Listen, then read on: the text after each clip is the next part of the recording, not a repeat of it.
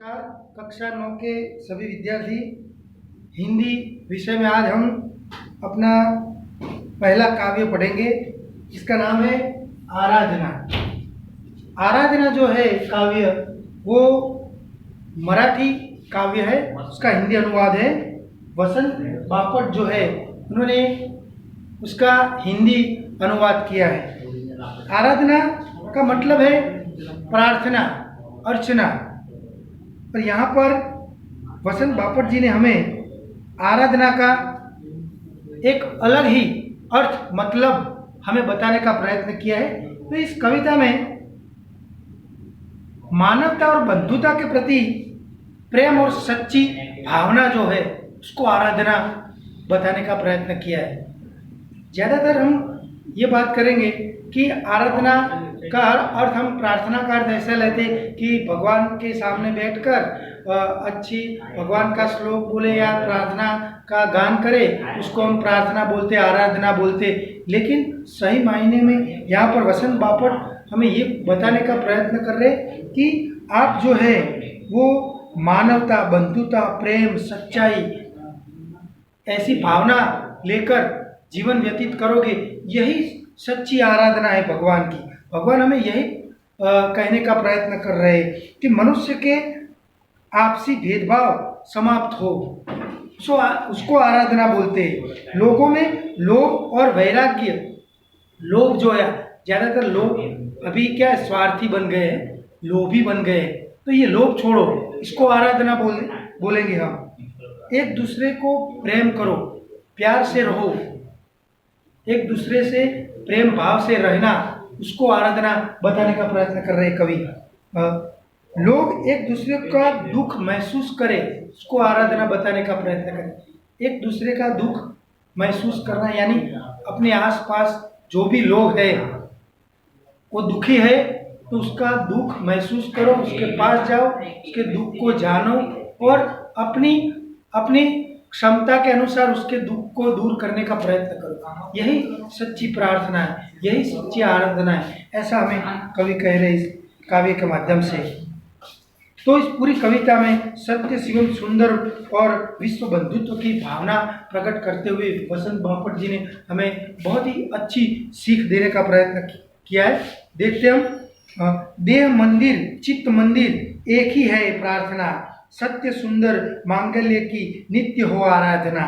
तो कवि कहते हैं कि मेरी यही प्रार्थना है कि शरीर और मन से सत्य, शिव और सुंदर की आराधना हो। मेरे शरीर और मन से दोनों ओर से सत्य, शिवम और सुंदर की भावना हो, हमेशा ऐसी भावना मेरे अंदर से प्रकट हो। लोग सच्चाई के मार्ग पर चले, सच्चाई के मार्ग पर चले, उनके मन में सुंदर विचार आए और सब एक दूसरे से प्यार से रहे, सुंदर विचार आए। ऐसे कूटनीतियाँ ये दूर करने का बात कर रहे और अच्छे विचार लाने की बात कर रहे कवि। और ऐसी भावना से हम रहेंगे, यही सच्ची आराधना है। आगे कहते, दुखियों का दुख जाए है यही मन कामना, वंदना को परख पाने जगाए संवेदना। तो कवि आगे ऐसे कहते हैं कि दुखी जो लोग हैं, उनका दुख से उनको छुटकारा मिले, ऐसी हमें प्रयत्न करना चाहिए, ऐसी भावना रखनी चाहिए कि जो दिन दुखी लोग हैं हमारे आसपास, उनके दुख दूर हो, अथवा तो हम उनके पास जाकर उसके दुख दूर करने का प्रयत्न करें। यही सच्ची आराधना है, यही सच्ची प्रार्थना है।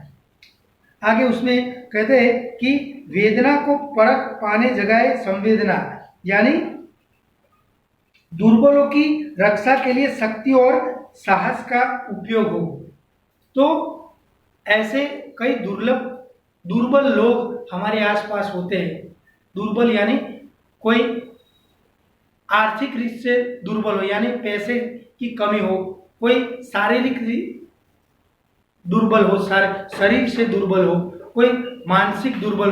तो ऐसे दुर्बल लोगों को दुख कैसे दूर किया जाए, यही हमें सोचना चाहिए, इसका प्रयत्न करना चाहिए। यही सच्ची आराधना है। आगे हमें कवि कहते हैं कि जीवन में नव तेज हो अंतरंग में भावना, सुंदरता की आस हो, मानवता की हो उपासना।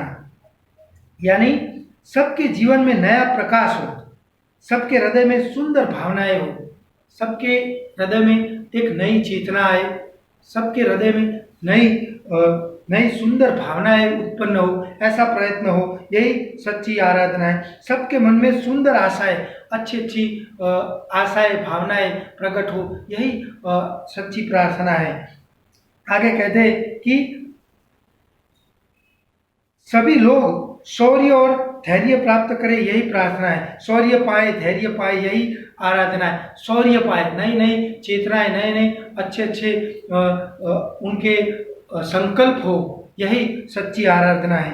आगे कहते हैं भेद भेद सभी अस्त होवे, वेर और वासना। भेदभाव जो लोग रखते हैं वो सब धीरे धीरे अस्त हो, यानी समाप्त हो, ऐसी प्रयत्न हो चारों ओर, यही सच्ची प्रार्थना है। मानवों की एकता की पूर्ण संकल्प हो, सब मानव एक हो, एकता में बहुत ताकत है, हम सब जानते हैं। तो सभी लोग जो है एकता पूर्ण रहे, यही सच्ची आराधना है।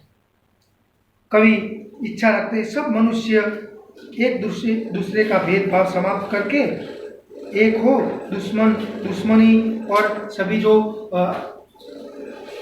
वैर भाव है सब दूर हो और सब एकता से रहे, यही भावना है। मुक्त हम चाहे, यही बंधुता कामना।